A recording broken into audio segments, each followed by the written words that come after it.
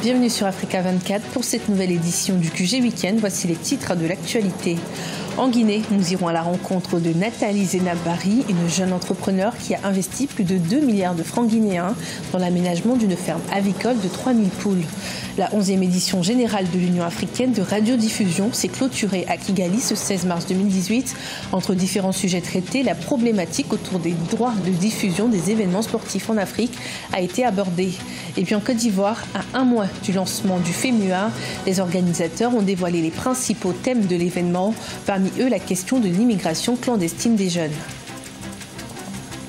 Mais tout d'abord, à Maurice, nouveau rebondissement au sommet de l'État. La chef de l'État, Amina Gourib Fakim, a remis sa lettre de démission à l'Assemblée nationale ce 17 mars 2018. Dans sa lettre de démission, la présidente annonce qu'elle quittera son poste le 23 mars, le temps pour elle de rassembler ses affaires. Pour rappel, Amina Gourib Fakim est accusée d'avoir détourné de l'argent d'une ONG pour des achats personnels. En Guinée, la jeunesse s'implique de plus en plus dans la transformation économique. C'est dans ce cadre que Nathalie Zenabari, une jeune fille de 27 ans, a investi plus de 2 milliards de francs guinéens dans l'aménagement d'une ferme avicole de 3000 poules. Son portrait dans ce reportage d'Emmanuel Milimono. Au début, ce n'était qu'un petit projet familial né de la vision de mettre en place une ferme avicole. Partie avec un nombre réduit de poules, Nathalie Zenab a réussi à mettre aujourd'hui en place Preiko Avicole, Premium Imported Company, filiale du groupe Preiko avec 3000 poules. Elle est spécialisée dans la production avicole et la commercialisation des produits alimentaires pour volailles et bétail. Nous avons aussi un incubateur qui incube plus de 40 000 sujets par mois. Nous souhaitons faire augmenter la chaîne d'alimentation au lieu d'importer des aliments de chair, des poulets de chair. Pourquoi ne pas produire sur place? Faire genre comme Coq d'Ivoire, produire la viande sur place, revendre sur place. À 27 ans déjà, elle a su bâtir son rêve et compte aller bien au-delà de cet investissement. Confrontée à un difficile accès aux produits alimentaires pour ses animaux, Nathalie a eu l'idée de mettre en place cette usine de production d'un coût de 2,5 milliards de francs guinéens. Elle n'a plus besoin d'importer des produits alimentaires à partir d'autres pays et entend couvrir les besoins du marché local. On a besoin de faire une extension de nos machines pour pouvoir produire peut-être 20 tonnes par jour ou plus. Parce que nous avons des matières premières sur place en Guinée, telles que le maïs, le coquillage, et ainsi de suite. Les autres, les concentrés, pourquoi pas projeter dans le futur, fabriquer les concentrés sur place. Créé en 2015, Preiko Group intervient déjà dans plusieurs secteurs, dont les mines, l'aviculture, l'agriculture, le commerce ou le transport. Dans la région de la Basse-Guinée, plus de 150 éleveurs de volailles produisent et commercialisent jusqu'à 1 800 000 pondeuses. L'objectif de Nathalie est de devenir un partenaire privilégié dans le cadre de la fourniture d'aliments à ses acteurs. Au Sénégal, Fatou Silla et sa cousine Fatou Camara exercent un métier habituellement réservé aux hommes. Elles sont mécaniciennes et propriétaires du garage Fatou Mercedes basé à Dakar. Ces femmes ambitieuses sont même à la tête d'une équipe de 8 employés. Découverte dans ce reportage de notre correspondant Eladji Ndiaye. Fatou Camara et sa cousine Fatou Silla se distinguent de par leur métier. Elles sont mécaniciennes et propriétaires du garage Fatou Mercedes basé à Dakar, la capitale sénégalaise. Critiquées au lancement de leur entreprise, elles ont su s'imposer aujourd'hui après 20 ans d'expérience. Mes parents me disent que quand j'étais petite, j'aimais bricoler au lieu de jouer aux poupées comme j'ai l'habitude de le dire. Donc ils avaient vu que dans l'avenir, je ferai tout ce qui est technique. Vous savez qu'ici au Sénégal, ce n'était pas facile au début, vers les années 1995. Ce n'était pas évident de voir des filles pratiquer certains métiers comme la mécanique. Mais avec le temps, on a essayé de prouver. Et les gens ont compris. Les deux femmes ont étudié 3 ans dans une école technique puis travaillé comme mécanicien dans des ateliers de réparation.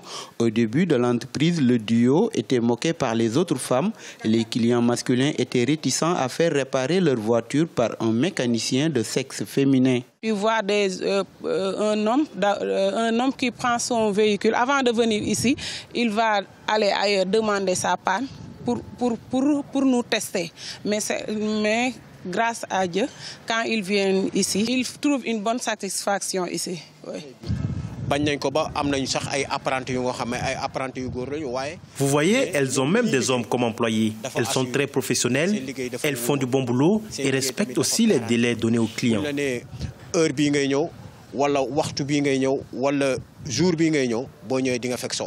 Il existe également d'autres garages féminins à Dakar, tels que Femmes Auto, qui emploient à ce jour 35 mécaniciens, dont 10 filles.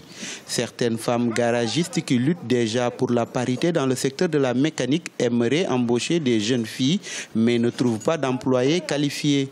Certainement, avec la nouvelle politique de l'État du Sénégal qui vise à créer des centres de formation professionnelle et à appuyer les futurs jeunes diplômés, ce problème pourrait être résolu dans les années à venir. Clôture ce vendredi 16 mars 2018 de la 11e Assemblée générale de l'Union africaine de radiodiffusion à Kigali au Rwanda.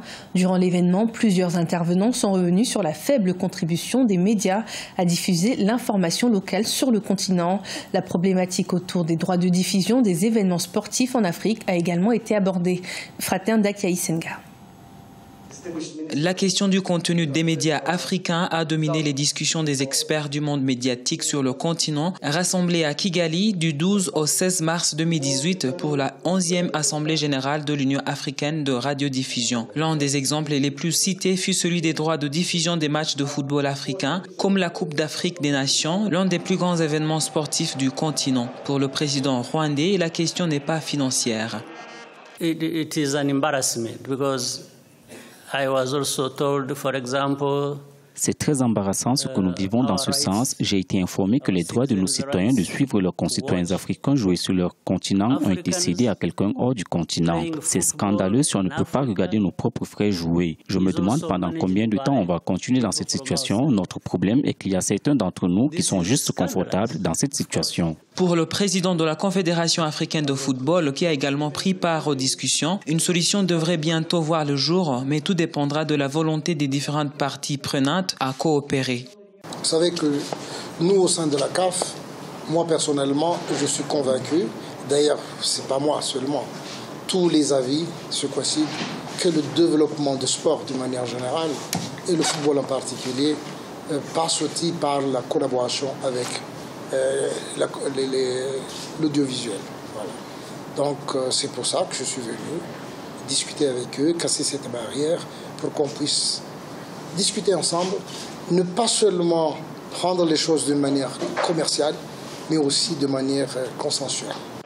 Lors de la 31e édition de la Coupe d'Afrique des Nations qui s'est tenue au Gabon en 2017, seulement 13 pays africains ont pu diffuser cet événement qui compte parmi les plus grands rendez-vous sportifs sur le continent. À un mois de la 11e édition du Festival des musiques urbaines d'Anoumabo, le FEMUA en Côte d'Ivoire, les organisateurs étaient face à la presse pour le lancement de l'événement. L'occasion pour annoncer les différents thèmes de l'événement qui seront abordés et parmi eux la problématique de l'immigration clandestine des jeunes. Reportage de notre correspondant Oliva Diacotan. Jeunesse africaine et immigration clandestine, c'est le thème de la 11e édition du Festival des musiques urbaines d'Anoumabo FEMUA qui se tiendra du 17 au 22 avril 2018 en Côte d'Ivoire. L'événement créera plus de 300 emplois.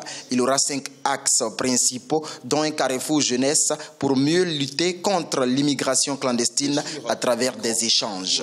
Nous avions choisi déjà ce thème avant que tout le monde soit interpellé par les sévices qu'on a pu voir tous à la télé ou sur Internet en Libye. Cette année, nous allons en parler et j'ai dit que pour donner une ordonnance à quelqu'un, il faut que cette personne puisse expliquer sa maladie. Alors avec les jeunes, on va discuter, on va savoir ce qui se passe pour que nos jeunes puissent sacrifier leur vie contre une aventure incertaine. La 11e édition du Festival des musiques urbaines d'Anoumabo FEMUA livrera également des infrastructures sanitaires et éducatives. Une école, surtout à Séguéla au nord-ouest, et une maternité à Deloulo. Des actions sociales salutaires selon les autorités. Vous avez les félicitations et la fierté du gouvernement, du chef de l'État, de son épouse, de l'ensemble des Ivoiriens qui voit non seulement en vous un grand artiste, mais un grand humaniste. Et c'est pour cela que l'UNESCO vous a décerné le titre d'ambassadeur UNESCO pour les bonnes œuvres que vous faites si bien. 150 000 festivaliers sont attendus au FEMUA 11. 15 artistes seront également les têtes d'affiche de cet événement. En plus de la ville d'Abidjan, c'est celle de Korogo au nord du pays qui abritera cette première édition du FEMUA décentralisé. Ce journal a été préparé par l'ensemble de la rédaction. Merci de nous avoir suivis. Retrouvez dans un instant une nouvelle édition de l'information sur Africa 24.